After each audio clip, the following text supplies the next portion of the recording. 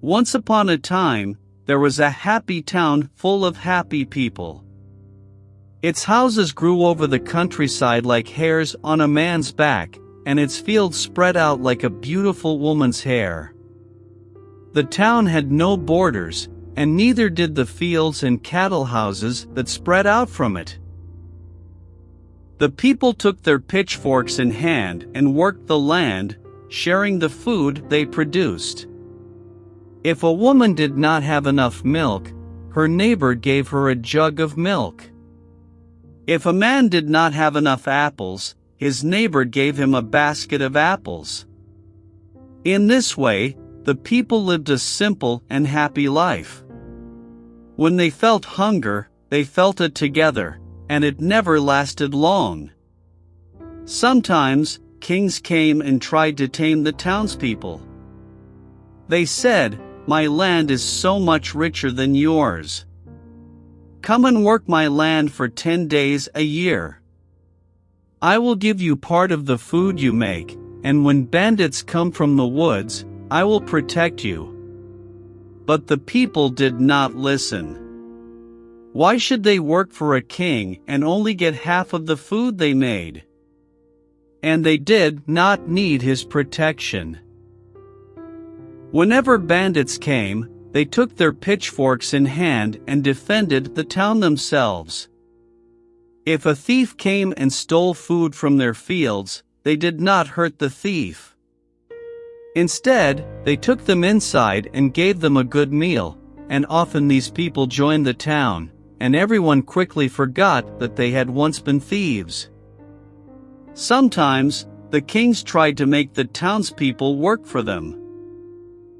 One king married a daughter from the town, and said that the family of the daughter now belonged to him, and must work in his fields. It didn't take long before they took their pitchforks in hand, and the king was running away. But one day, something different came to town, riding a strange wind that blew from the south. If you saw it, you would ignore it, because it only looked like a leaf. But if you came closer, before it blew away, you might see some eyes, or a mouth. It was difficult to really see it, because it moved so quickly, and it showed a slightly different shape to everyone it spoke to. When it first came to the townspeople, they ignored it. They were no strangers to magic, of course.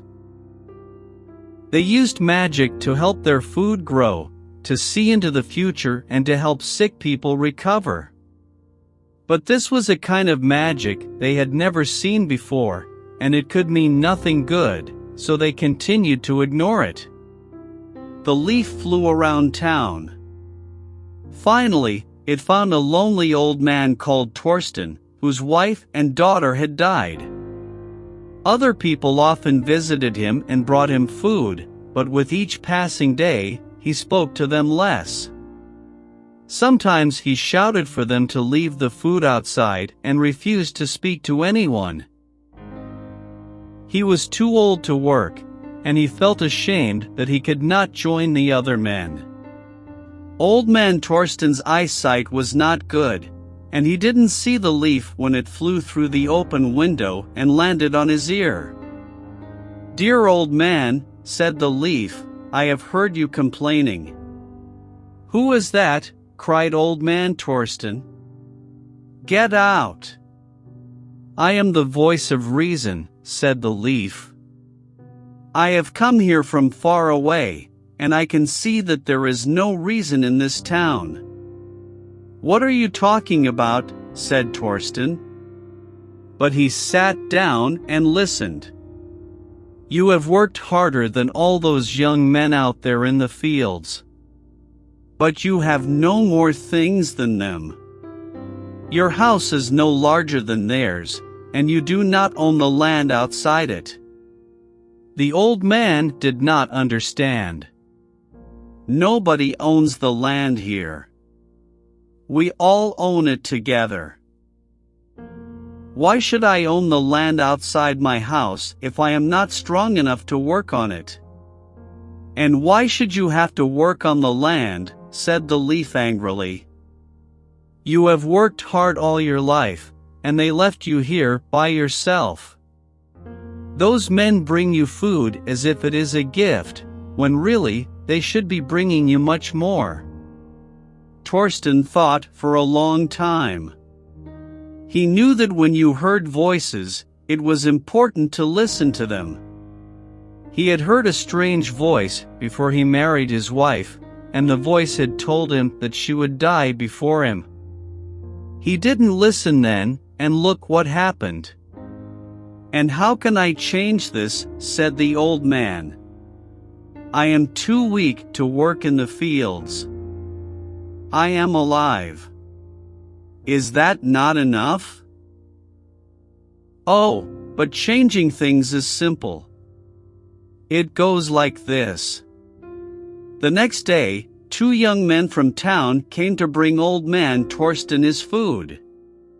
When they got there, they were very surprised. "What's this?" said one of the boys. Around the man's house, a wall of plants had grown. It was a row of hedges, but they had never seen hedges used in such a way before. It made a big square around the house, and they had to walk around the hedge to find a way in. "What magic have you used, old man?" asked one of the boys. "These hedges grew overnight." "Get out!" shouted Torsten. "You're on my property. Leave the food there and I'll get it myself." Old man Torsten came outside holding his pitchfork, and the 2 boys didn't have to be told twice.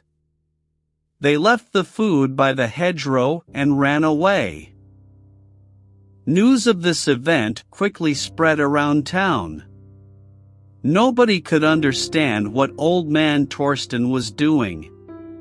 Several people tried to go and speak to him, but as soon as they crossed the hedgerow he ran after them with his pitchfork. So finally, people ignored him. But there was a problem. There was plenty of useful land within the hedges, and that was land that none of them could use.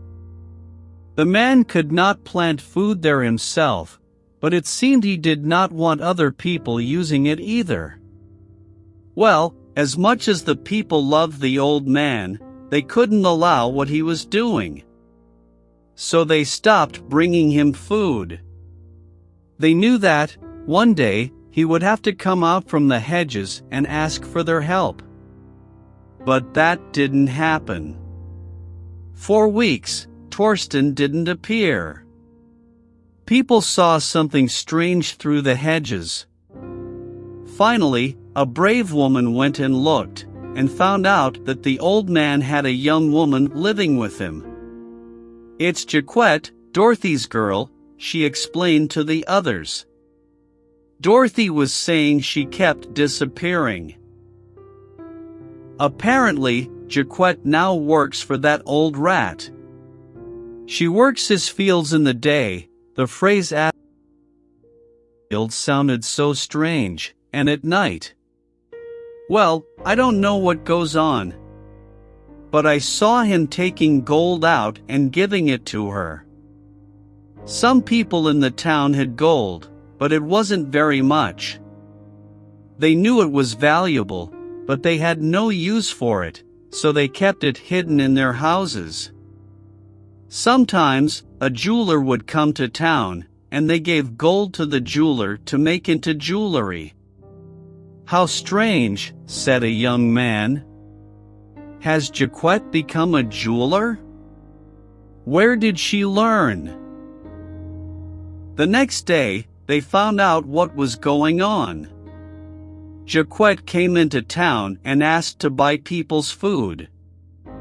"I'll give you this gold," she said, and held out a piece of gold. "Jaquette," said Dorothy, grabbing her daughter's arm, "you stop this right away. I have so much work to do at home now that you've left. There's washing and cleaning and cooking. But really, If you wanted to become a farmer or a jeweler, you should have said. But Jaquette ignored her, pulling away and smiling like she knew something that her mother didn't. She looked tired and hungry, and the people would have given her food if she had just asked. So why was she offering gold? Still, they felt sorry for her, and some of them thought if they gave her gold she might return home. So they took the gold and gave her food. So the old man was right, she said, and laughed, taking all the food with her back to the old man's house. Something's not right about that girl, muttered Dorothy. She was always difficult, but never like this. Over the next few months, a strong wind blew, and many leaves flew about. They landed on walls, on the ground, and sometimes they landed on people's faces. Strange voices blew about in the wind, and nobody knew where they came from.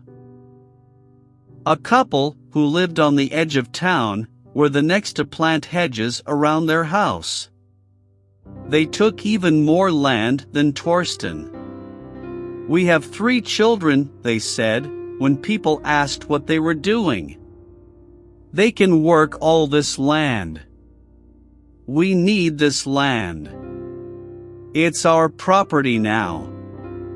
And so more and more people planted hedges, because they were worried they would have no land to work on.